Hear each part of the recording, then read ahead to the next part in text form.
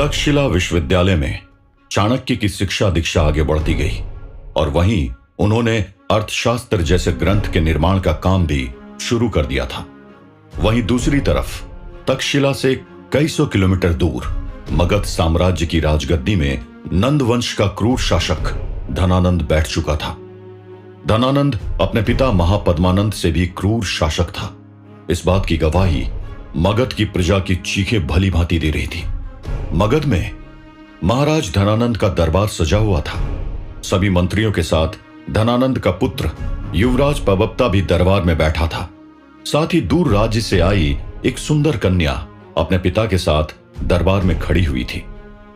दरबार में बैठे सभी लोगों को पता था कि आज उस सुंदर कन्या से धनानंद के पुत्र पबप्ता का विवाह तय होने वाला है।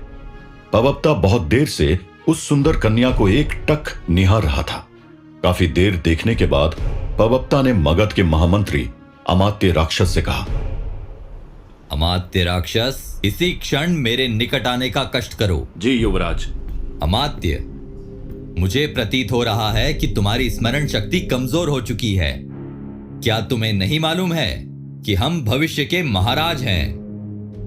अगर तुम्हें यह बात ज्ञात है तो तुमने युवराज की जय हो क्यों नहीं कहा? क्या केवल मेरे पिता और अपने महाराज की जय से अपना भविष्य साधोगे? क्षमा प्रार्थी युवराज, युवराज की जय हो। बताइए आपकी कैसे सेवा करें? हमें ज्ञात है कि वो सुंदर अप्सरा हमारे ही विवाह के लिए आई है। उसके बारे में विस्तार से बताओ। ये अप्सरा हमारे दिमाग में छा गई है। इसके आभूषण की आवाज हमारे कानों में गूंज रही है। युवराज, अपनी भावनाओं पर काबू रखिए। ये दक्षिण के राजा की पुत्री कौशिकी है। ये बात सत्य है कि ये यहाँ विवाह का प्रस्ताव लेकर आई है, पर किसके लिए, इसकी अभी पुष्टि कर पाना मुश्किल है। अमात्य, इसका विवाह मुझसे ही होगा। शायद इसी वजह से मेरा अभी तक विवाह नहीं हुआ है। इससे विवाह करके मैं राजगद्दी के और समीप आ जाऊंगा। किसी भी युवराज का विवाहित होना जरूरी है। इस विवाह के तुरंत बाद मैं राजगद्दी पर बैठ जाऊंगा और मगध की राज व्यवस्था सुचारू रूप से चलने लगेगी। युवराज, अपनी मन की इच्छाओं पर लगाम लगाइए। भविष्य आपका ही है, परंतु अगर अभी यह बात महाराज को पता चल गई तो आपके साथ मेरा भी सर धड़ से अलग कर दिया जाएगा। महाराज के क्रोध से तो आप अवगत हैं ही।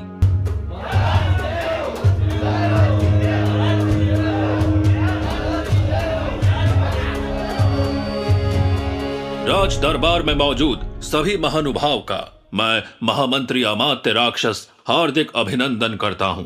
महाराज धनानंद की कृपा दृष्टि प्रजा के ऊपर बनी हुई है। महाराज हम सभी के रक्षक हैं और हम उनकी प्रजा। आज के दरबार की शुरुआत शुभ प्रस्ताव से करते हैं। महाराज धनानंद, आज सभा में दक्षिण के राजा विश्नेश्वर भी पधारे हैं। इनके साथ इनकी पुत्री कौशिकी भी आई है। ये दोनों यहाँ विवाह प्रस्ताव लेकर आए हैं। सभी विराजमान हों।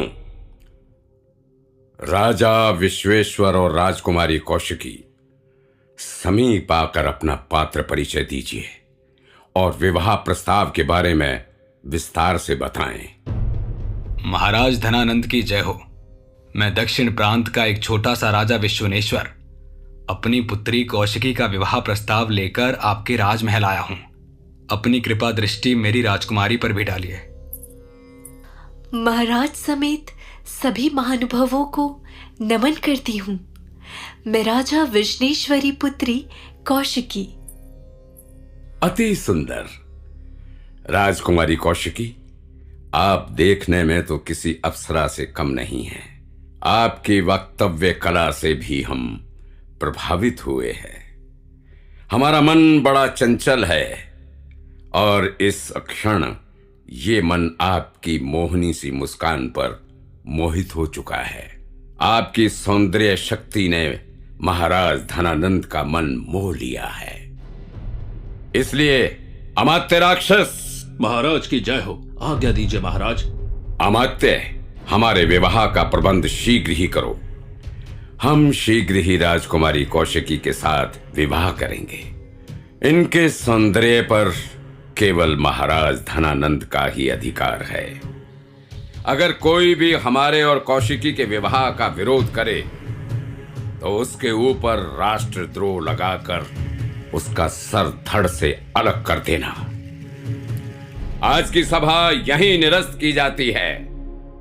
मगध महाराज धनानंद के इस ऐलान के बाद दक्षिण के राजा विश्नेश्वर खुश हो गया था, लेकिन उसकी पुत्री कौशिकी का रो रो कर बुरा हाल होने लगा। पूरे राज दरबार में सभी की नजर कौशिकी और पवप्ता के ऊपर ही टिक गई थी। युवराज पवप्ता ने तलवार को जोर से फेंककर और अपनी चढ़ती हुई आंखों से ही अपने पिता धनानंद का विरोध जता दिया था। इसके पश्चात वो सभा को छोड़कर निकल गया। दूसरी तरफ मगध महाराज धनानंद अपने घमंड में चूर चलती सभा को स्थगित करके सीधे बारादरी यानी एक ऐसा कक्ष जहां नाच गाने का कार्यक्रम होता था वहां पहुंच गए। जैसे ही बारादरी कक्ष का दरवाजा खुला, धनानंद को अंदर एक 18 साल की लड़की कौशांबी नृत्य करते हुए नजर आई। कौशांबी के पिता ढोलकी भी ढोलक में धुन दे रहे थे। ये दोनों पिता पुत्री दूसरे राज्य से धनानंद को अपनी कला से खुश करने मगध आए थे। अति सुंदर। आज का दिन शुभ प्रतीत होता है। ऐसी कमसिन सुंदर नर्तकी पहले तो नहीं देखी यहां। मगध महाराज की जय हो। महाराज, मैं गरीब ढोलकी और ये मेरी पुत्री कौशांबी, हम लोगों ने आपकी दयालुता के बारे में बहुत सुना था, इसलिए यहां अपनी कला का प्रदर्शन करने आए हैं। कृपा करिए महाराज, मेरी पुत्री के नृत्य को देख लीजिए। ये अद्भुत प्रतिभा की धनी है। इसको स्वयं नटराज का आशीर्वाद प्राप्त है। पुत्री कौशांबी, महाराज को अपना परिचय दो। महाराज की जय हो। महाराज, मैं कौशांबी एक गरीब घर की पुत्री हूं जो कि नृत्य के क्षेत्र में अपनी कला का प्रदर्शन करना चाहती हूं।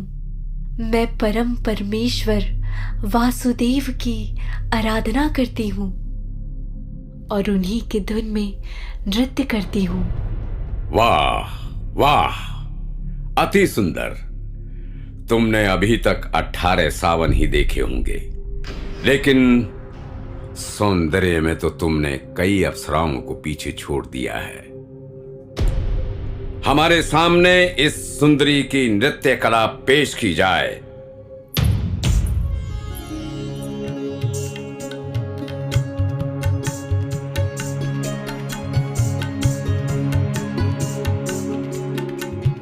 नृत्य रोका जाए। महाराज, महाराज क्षमा करिए, क्या कोई गलती हुई मुझसे?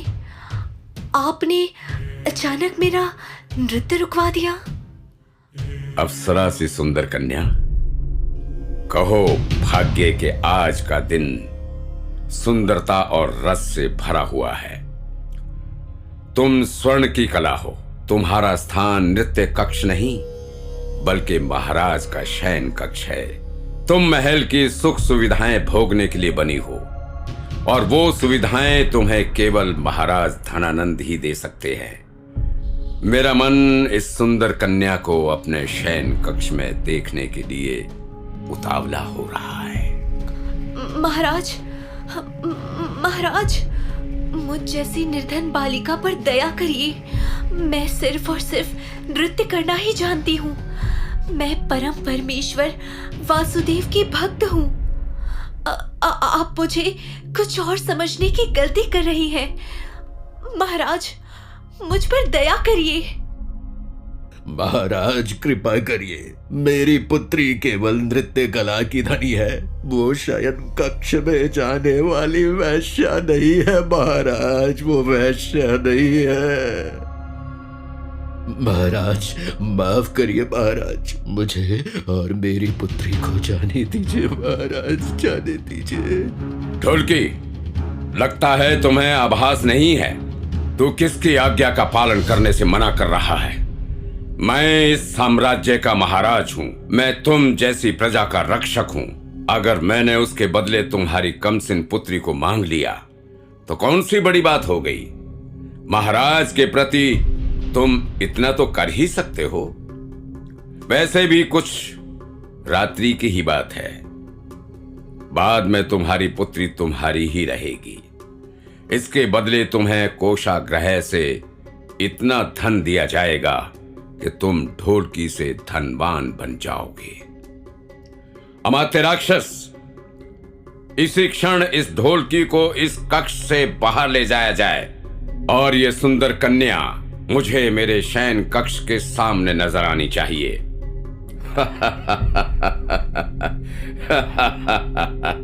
इसी क्षण मुझे इसके पग में बंधे घुंघरुओं से खेलना है।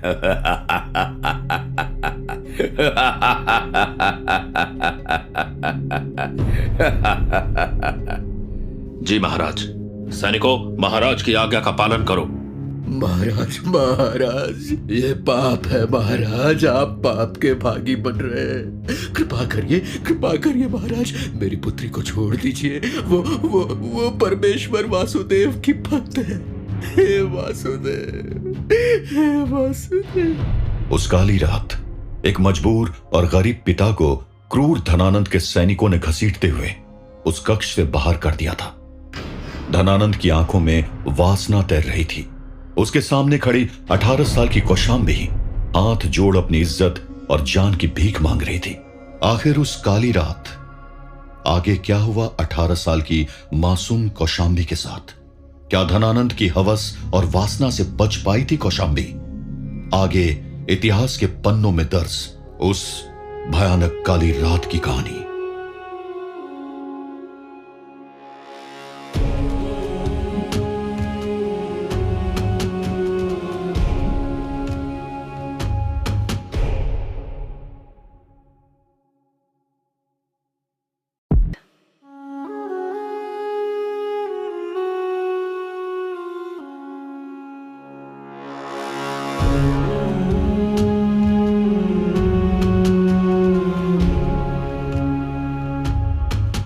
मगध में धनानंद का क्रूर शासन शुरू हो गया था।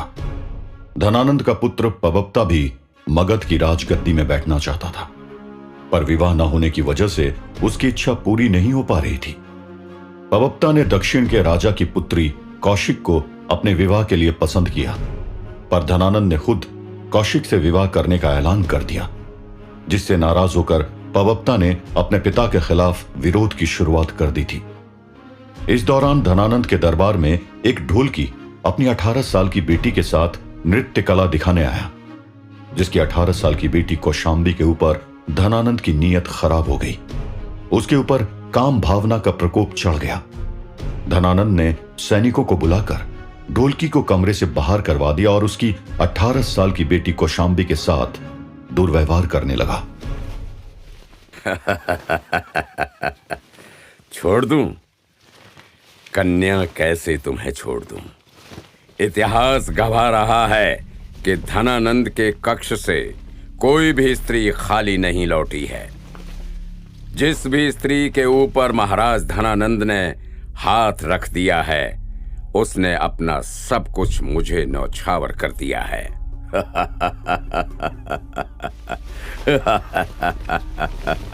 महाराज, महाराज, महाराज, छोड़ दीजिए। मैं गरीब घर की पुत्री हूँ, कृपा करिए महाराज। ओ कौशाम्बी, शीघ्र ही समीप आओ मेरे। ये धनानंद का आदेश है। अभी तू मेरे क्रोध से परिचित नहीं है। जितना तू मुझे क्रोधित करेगी, उतना ही तेरे पिता के भविष्य के लिए मुश्किलें स्थापित हो जाएंगी। अगर तू अपने पिता को मेरे प्रकोप से बचाना चाहती है तो समीप आ मेरे। मुझे क्रोधित ना कर कन्या। हे परम पिता परमेश्वर, मेरी रक्षा कीजिए। अगर मैंने पूरे सच्चे मन से आपकी आराधना की है तो ये क्रूर मनुष्य मेरे चरित्र पर दाग नहीं लगा पाए। हे परम पिता परमेश्वर।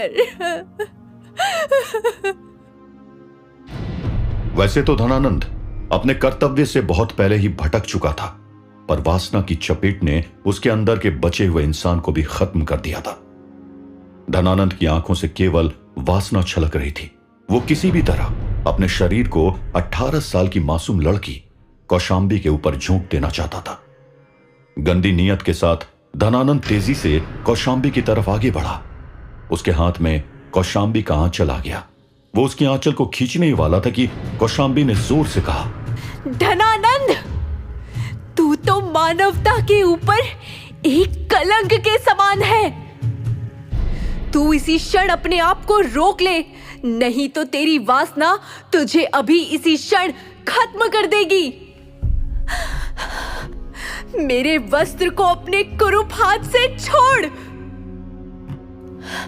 मेरी लालिमा से भरी आंखें बता रही होंगी कि मैं चाहूं तो इसी क्षण तुझे खत्म कर सकती हूं, पर मैं ऐसा नहीं करूंगी क्योंकि मुझे किसी के प्राण नहीं लेने। महाराज, महाराज दया करिए। धनानंद, तू याद रखना, यदा यदा हि धर्मस्य ग्लानिर्भवति भारत अभ्युत्थानम धर्मस्य तदात्मनं सृजाम्यहम् परित्राणाय साधूनां विनाशाय च दुष्कृताम् धर्म संस्थापनार्थाय संभवामि युगे युगे। जब जब धर्म की हानि होती है तब तब परमेश्वर आते हैं। जब जब अधर्म बढ़ता है तब तब परमेश्वर साकार रूप से लोगों के सम्मुख प्रकट होते हैं। सज्जन लोगों की रक्षा के लिए वो स्वयं आते हैं। दुष्टों का विनाश करने के लिए, धर्म की संस्थापना के लिए परमेश्वर आते हैं और युगों युगों में जन्म लेते हैं। तू भी प्रतीक्षा कर धनानंद, तेरे वंश के विनाश के लिए भी परमेश्वर ने जन्म ले लिया होगा। जिस प्रकार तूने मेरी आत्मा का सर्वनाश किया है, उसी प्रकार शीघ्र ही तेरा संपूर्ण कुल समाप्त हो जाएगा। ये एक निर्धन कन्या का श्राप है। ये श्राप देते ही कौशांबी ने महल की छत की तरफ दौड़ लगा दी। कई सैनिक भी उसके पीछे पीछे दौड़ रहे थे, पर कोई उसे पकड़ न सका। देखते ही देखते कौशांबी ने मगध राजमहल की छत से नीचे छलांग लगा दी।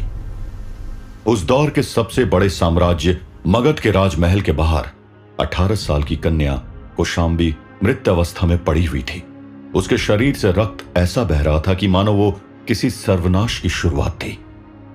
धनानंद के कानों में कौशांबी का दिया श्राप गूंज रहा था। कानों में कौशांबी के श्राप के गूंजने के बावजूद धनानंद ने खुद को संभाला और कहा, सैनिकों, यह मेरी आज्ञा है कि इस कन्या के मृत शरीर को राजमहल के बाहर टांग दिया जाए।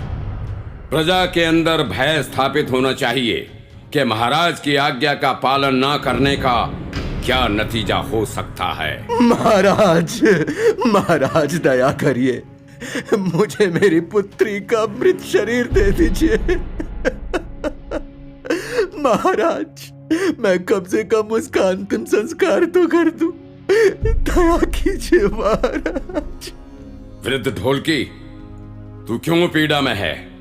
तेरी पुत्री अल्प बुद्धि थी। उसने मेरी आज्ञा का पालन नहीं किया। उसने राजद्रोह किया। इस ग्लानि से उसने आत्मदाह कर लिया। तेरे को हम कोषागृह से धन दिलवा देंगे। अमात्य राक्षस। आ गया महाराज। मैं क्षमा प्रार्थी हूं महाराज, पर आपको इस निर्धन पुरुष ढोलकी की पुत्री का मृत शरीर इसे दे देना चाहिए। उस कन्या का अंतिम संस्कार विधि विधान के साथ होना चाहिए।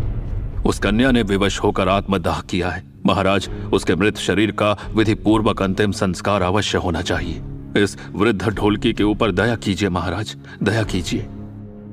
अमात्य राक्षस, तुम ज्यादा दया दृष्टि मत दिखाओ। अगर तुम हमारे प्रिय नहीं होते तो तुम्हें भी हम इसी क्षण कारावास के भीतर डलवा दिया होते। इस ढोलकी को यहां से विदा करो और इसकी पुत्री के मृत शरीर को राजमहल के बाहर टांग दो। धनानंद, अभी भी मेरे कानों में मेरी पुत्री की विवश चीखें गूंज रही हैं। कैसे वो तुझसे अपनी जान की भीख मांग रही थी, पर तू राक्षस है। स्मरण रखना, मेरी पुत्री का शाप व्यर्थ नहीं जाएगा। क्रूर धनानंद, तेरे कोषाग्रह का धन, ये स्वर्ण शर्फिया मेरे लिए धूल समान है, धूल समान। तेरा सर्वनाश निश्चित है। कौन करेगा मेरा सर्वनाश? तू, वृद्ध ढोलकी, या फिर तेरी मृत पुत्री? हम इस राज्य की रक्षा करते हैं। अगर उसके बदले तेरी पुत्री हमको थोड़ा आनंद प्राप्त करवा देती तो उसका क्या चला जाता। उसका इस सृष्टि में जन्म ही इसलिए हुआ था कि उसका भोग महाराज धनानंद कर सकें।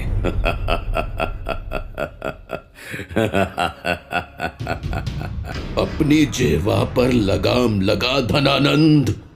तेरी विलासिता भरी राजगद्दी पर ये निर्धन ढोलकी थूकता है। थूक थूक थूक। इस राज्य के महामंत्री अमात्य राक्षस, अब तू भी मेरी बात सुन। तू अच्छा है, पर दासता के अंदर दब गया है। तेरे जैसे लोग इस राज्य के लिए दीमक का कार्य कर रहे हैं। इस धनानंद के विरुद्ध आवाज उठा, नहीं तो मगध अति शीघ्र खत्म हो जाएगा।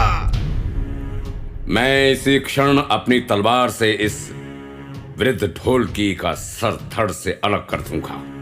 अमात्य, इसकी मृत्यु मेरे हाथों ही लिखी है।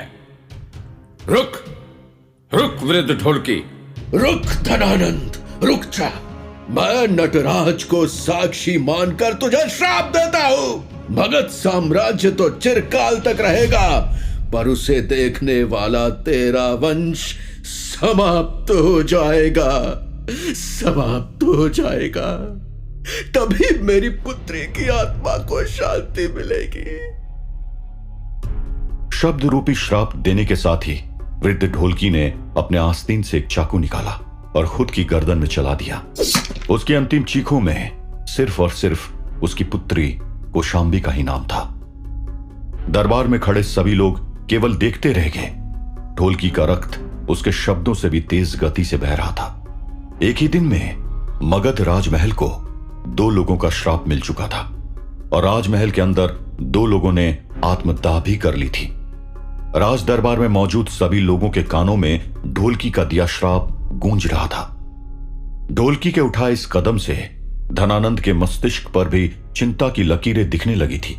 उसका अस्तित्व भी कुछ दिनों के लिए बादलों के गरजने के समान हिल गया था। क्या इन 2 आत्मदाह के बाद मगध की हवा में कुछ बदलाव आया था? पबप्ता और अमात्य राक्षस के अंदर जली विद्रोह की ज्वाला कहां तक पहुंची और इस समय तक कहां पहुंच पाया था चाणक्य का तक्षशिला में सफर?